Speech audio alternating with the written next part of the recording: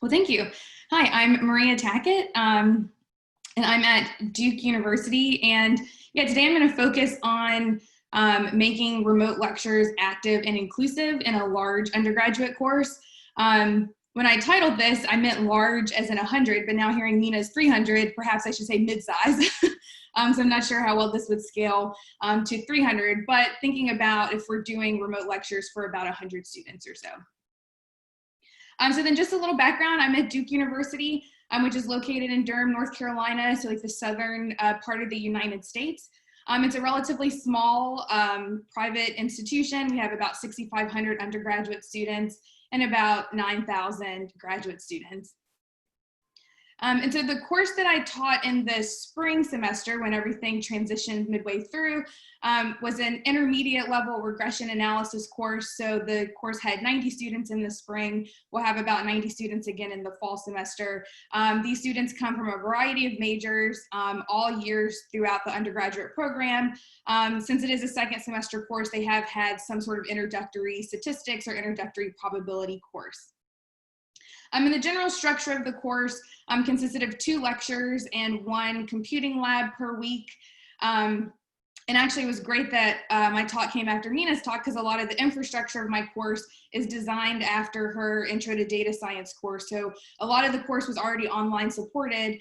So when we had to make the transition to remote learning in March, really what I had to think the most about were the lectures and then how to host these sort of synchronous lab sessions.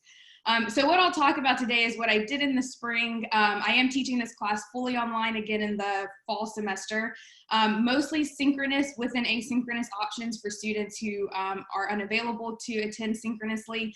So I'll talk about what I did in the spring and then some things I'm thinking about for the fall semester as I teach it completely online.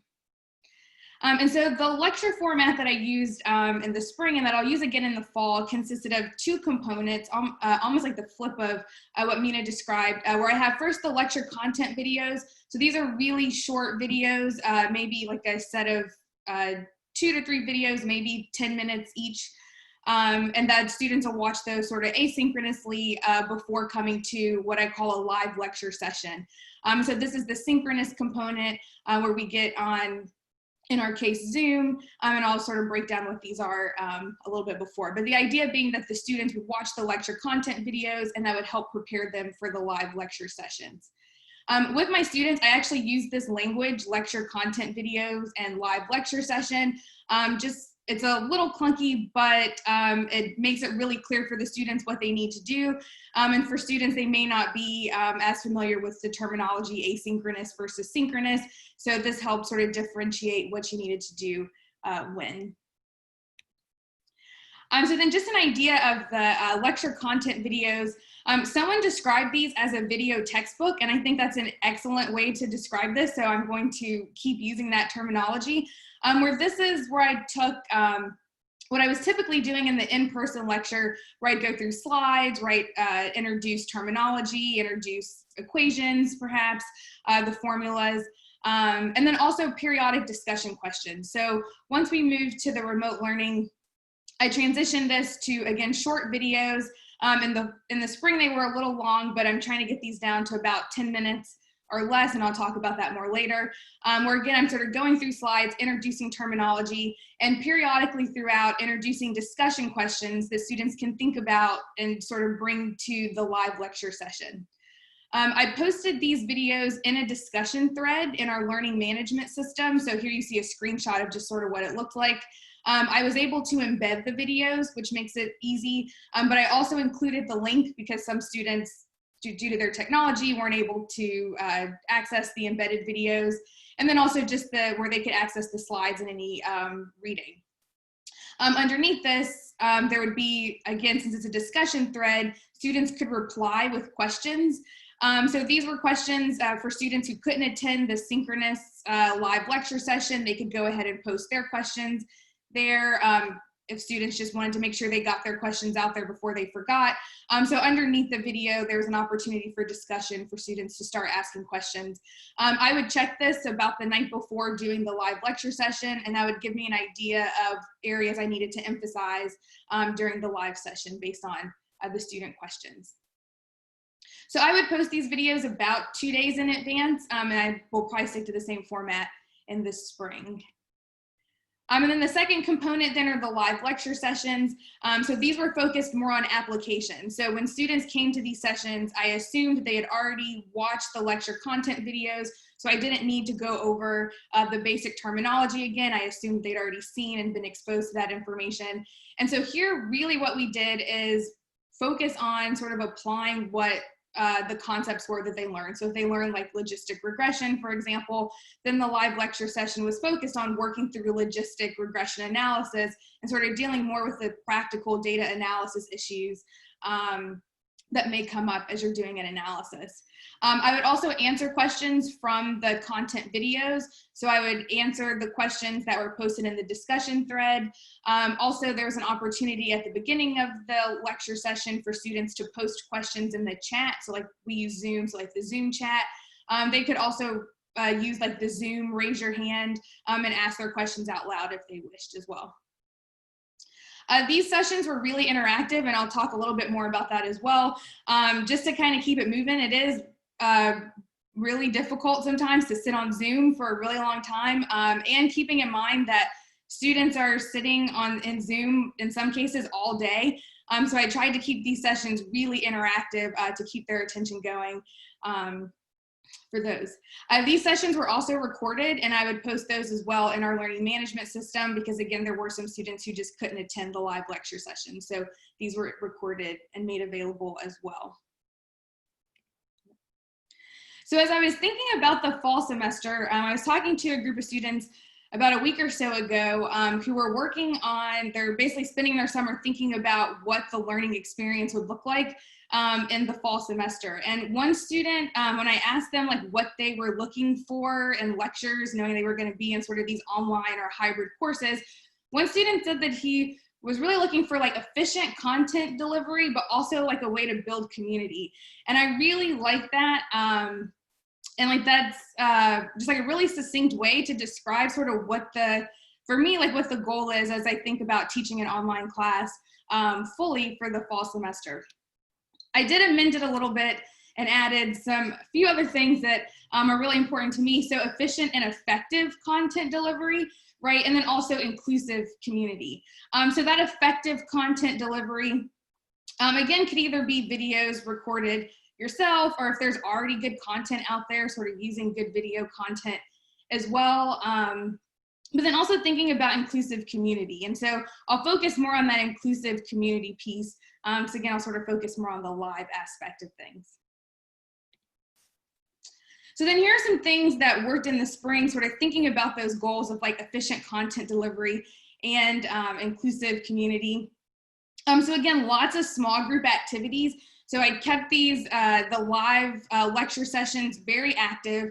So in about an hour and 15-minute session, I think there were at least 3 different small group activities during the session. And so these were based off of, again, the discussion questions that were originally presented in the content videos, or just other questions that may come up throughout the session.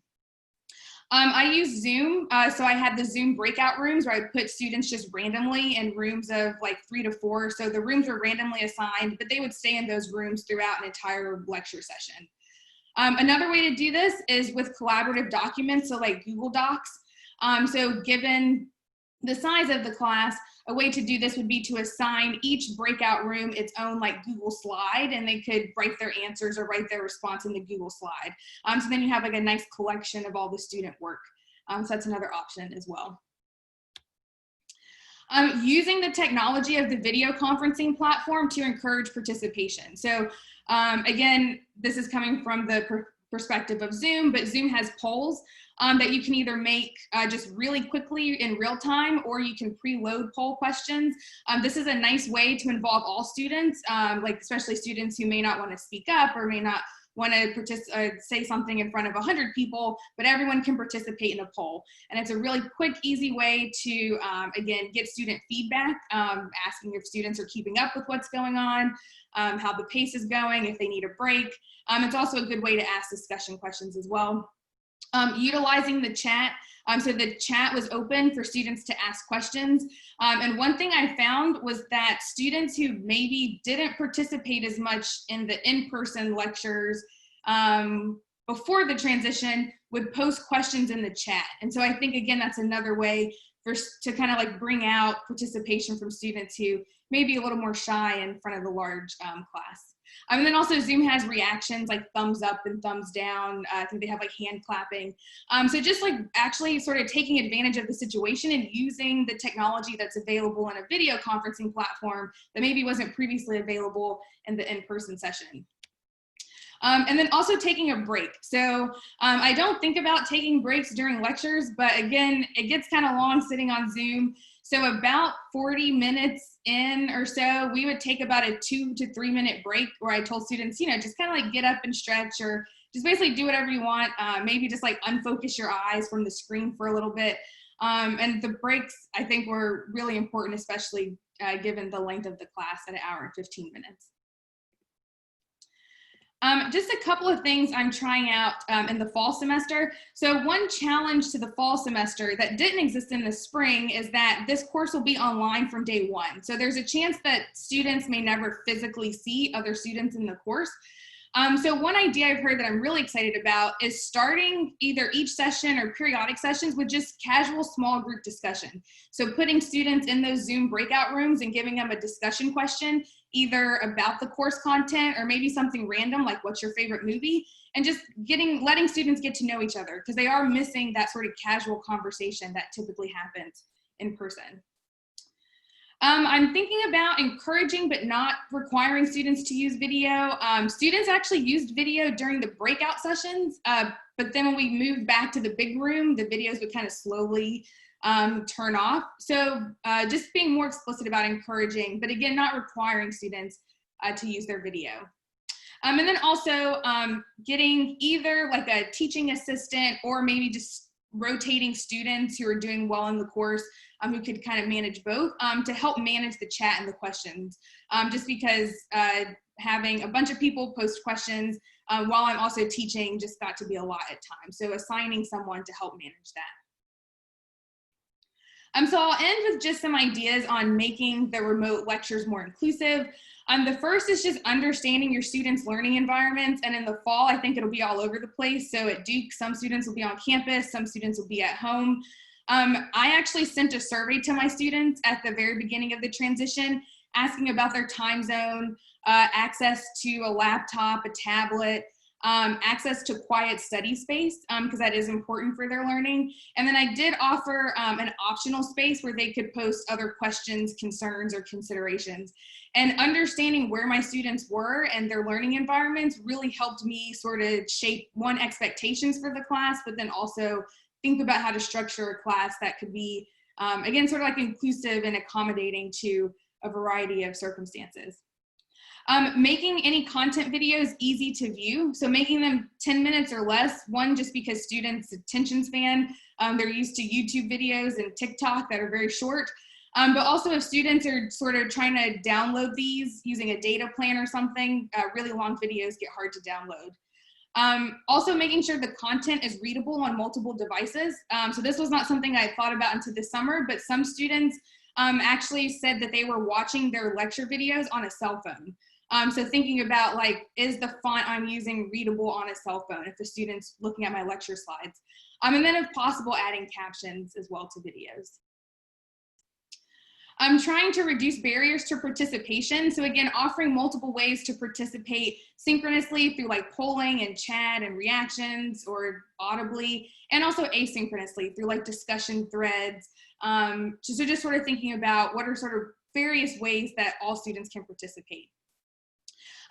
Practicing the video conferencing features with the class. So when we moved to remote, I spent the first day of class where just everyone practiced like raising your hand or, you know, doing a thumbs up or answering a poll question. So just sort of making it explicit, like, hey, we're all learning this, and not assuming that students actually know how to use the features of Zoom or whatever platform you're using. And then recording and posting all sort of lecture sessions, again, for the students who can't attend synchronously. And then the last one is just getting feedback from students. So this is just going to be a giant experiment in the fall is how I view it. And so just sort of maybe a couple of times throughout the semester, asking students how it's going. And I would say proactively getting feedback from students, because often students who are struggling may not be proactive about approaching you with feedback. So just being really proactive about just checking in with students about like, hey, how are things going with like a quick poll throughout the semester. I posted some resources in the slides that are specific to remote lectures. And then also my slides are available at this link here, where I also posted some other resources just in general about remote teaching. But thank you. Thanks, Maria. Thanks for a lovely talk. Elena, can I go ahead with questions? Can you hear me okay? Yeah. Maria, there are a few questions from people. So firstly, we have from Alison Fisher. She's asking about the amount of, at least in your work so far, the amount of live interaction you've had from students. So Alison talks about worrying about teaching to a room of blank squares. So I guess that's also partly a question about whether people turn on their cameras as well. Mm-hmm. Yeah, so like I said, in the spring, I noticed that when they were in the breakout rooms, they would turn on the camera. And so I would actually pop in different breakout rooms. And that was where I got, I think, the most interaction with students. When we went back to the big room, they would kind of slowly turn their cameras back off again. So it is difficult just talking to a bunch of blank squares. So that's why I sort of loosely said, hey, if you want to turn on your video, because I didn't want to be too imposing, but I think this semester I will be a little more like, not forceful, but strongly encourage students to turn on their video, but again, not requiring it because different circumstances. Thanks. So we have from Margaret McDougall. She wants to know she's asking about the approaches that you propose to use for gathering student feedback. So how do you, I guess, get students' views on how the course is going? Mm-hmm. Yeah, so the survey I used for the original transition, that wasn't anonymous, just because I was asking about time zones and things. But as far as feedback, I usually just post an anonymous survey, either like using something like Google Forms. At Duke, we also use a platform called Qualtrics. So I haven't developed the survey for the fall, but usually I have like a couple of just sort of multiple choice questions of like things are going well or not well. And then I always leave an open box for just like open feedback. I'll continue reading out some questions from an anonymous attendee. This is a question I have too, actually, really. How do you encourage students to participate in discussion threads? So the attendee says, and this is true for some of my students as well, we found it to be quite hard to get students to reply on discussion threads or get discussions going on boards and things.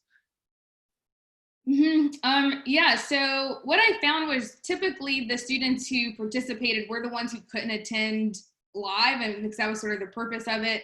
I think maybe if I'm doing like open discussion, like offering just like participation points, so just like a really low stakes part, like I always have a participation grade, so just like really low stakes, you get some portion of the grade for posting so many times or writing comments. That's interesting. How do you award that? Is that based on analytics from the platform that?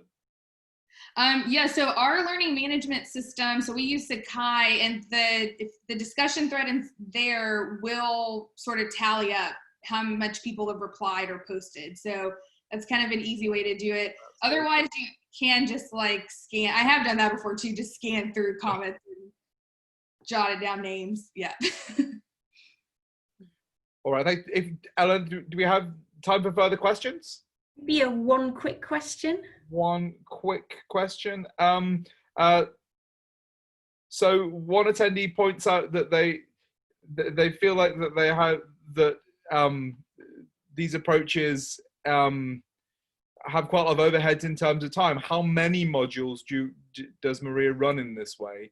I think they're daunted by the overhead of the additional work. And can you say if that's the case and whether you think it might scale or what the problems are with scale? Yeah, that's a great question. So I think for me, the biggest amount of work are making the videos. So if you don't have to make videos and you can use pre-existing content, I would strongly recommend that, because for me, that's been the big, like that's what I've basically been spending my summer. As far as making the in-class activity, so I just make like our markdown file. I use the same data sets that we're using, that I use as examples in the video. So that part, doing the live lecture session portion, was actually very quick. So for me, the longest part is just the videos are not my favorite, but yeah. Okay, thanks. There are a few more questions that maybe if you've got a moment you could answer after the break in the typing part, if that would be okay. Oh, sure. But then I'll pass back to Eleanor for how we're going to do the... Lovely. Thank you very, very much, Maria, for really lots of useful ideas there. And in following your lead and trying to set good practice for online teaching, I think it's time to take a break. So we've got a 20-minute break. So we'll restart at 14:40 for the next pair of talks.